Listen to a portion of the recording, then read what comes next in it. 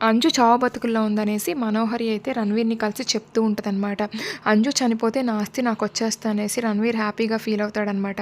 ఇంకా అంజు చనిపోతే ఇంకా అమర్ అయితే భాగ్యని ఇంట్లో నుంచి గెంటేస్తే ఆ తర్వాత అమర్‌ని సొంతం చేసుకుంటాననేసి ఇంకా మనోహరి గూడా హ్యాపీగా ఫీల్ అయిద్దనమాట. ఇంక వెంటనే అంజునైతే ఎలాగైనా పైకి పంపించేయాలనేసి మనోహరి బయలుదేరుతూ ఉంటది. జాగ్రత్త అనేసి రణవీర్ చెప్తాడనమాట. ఇంకో పక్కయితే డాక్టర్ గారైతే ఇంకా అంజుకు ట్రీట్మెంట్ చేసి ఇంకా అయితే అమర్‌తో మాట్లాడుతూ ఉంటాడనమాట. అమరేంద్ర గారు అసలైతే పాపకి హార్ట్ పక్కనే బుల్లెట్ అయితే దిగింది.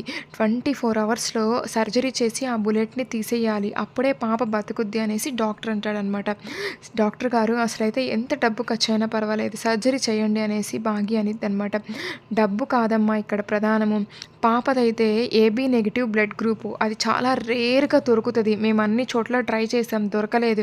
వెంటనే ఆ బ్లడ్ తెప్పించండి. అప్పుడే అయితే పాప బతుకుద్ది అనేసి డాక్టర్ చెప్తాడనమాట. సరే డాక్టర్ గారు వెంటనే నేను వెళ్ళి ఆ బ్లడ్ తెస్తాననేసి అమర్ అయితే రాథోడ్‌ని తీసుకొని బయలుదేరతాడనమాట.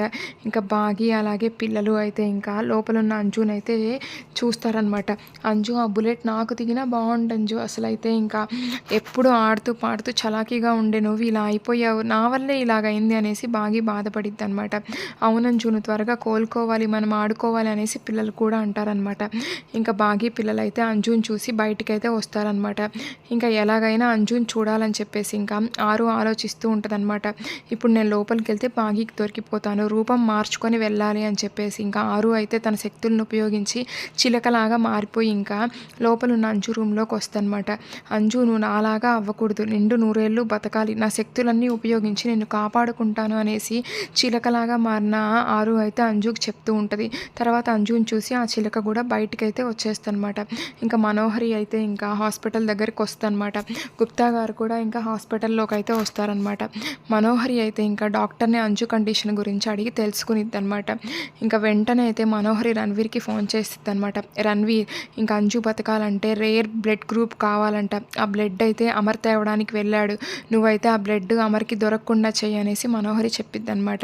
వెంటనే అయితే రణవీర్ సరే నేను ఎలాగైనా అమర్‌కి దొరకకుండా చేస్తానని చెప్పి ఫోన్ పెట్టేస్తాడు. ఓయ్ దుష్టమాలిక నీ కూతుర్ని నువ్వే చంపుకుంటున్నావా? అసల ఎంతటి పాపం చేస్తున్నావో తెలుసా? నీ పాపముల చిట్టా పైన పర్వతంలాగా పెరిగిపోయింది అసల.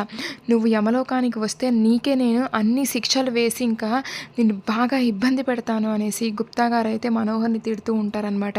ఇంకో పక్క సరస్వతి వార్డెన్ మేడం అయితే ఇంకా టీవీలో న్యూస్ చూసేసి వెంటనే మనోహరికి ఫోన్ చేస్తే, మనోహరి అంజు చావు బతుకులో ఉండడానికి నువ్వే కదా కారణం. అసలు నువ్వు దుర్మార్గురాలివే అనేసి ఇంకా వార్డెన్ మేడం అంటది. అవును నేనే అంజు అయితే చావు బతుకులో ఉండడానికి కారణం. ఇప్పుడేంటి అనేసి మనోహరి అనిద్ది. ఇప్పుడే నేను హాస్పిటల్‌కి వచ్చి బాగి గారికి, అమరేంద్ర గారికి నీ గురించి అన్ని నిజాలు చెప్తాను అనేసి ఇంకా వార్డెన్ మేడం అంటదనమాట. ఇప్పటికే నువ్వు 2 సార్లు ట్రై చేసావు చెప్పలేకపోయావు. నువ్వేం చేయలేవులే అనేసి మనోహరి అనిద్దనమాట. ఇప్పుడే హాస్పిటల్‌కి వస్తున్నాను నేను. నీ గురించి అంతా చెప్తాను అనేసి వార్డెన్ మేడం హాస్పిటల్‌కి వస్తూ ఉంటదనమాట. ఇంక గుప్తా గారైతే అంజుని చూసి బాధపడతారు. ప్రభువా నువ్వు నన్ను భూలోకానికి పంపించింది ఇందుకా? ఈ బాలిక ప్రాణాలు తీయడానికా నన్ను పంపించావు?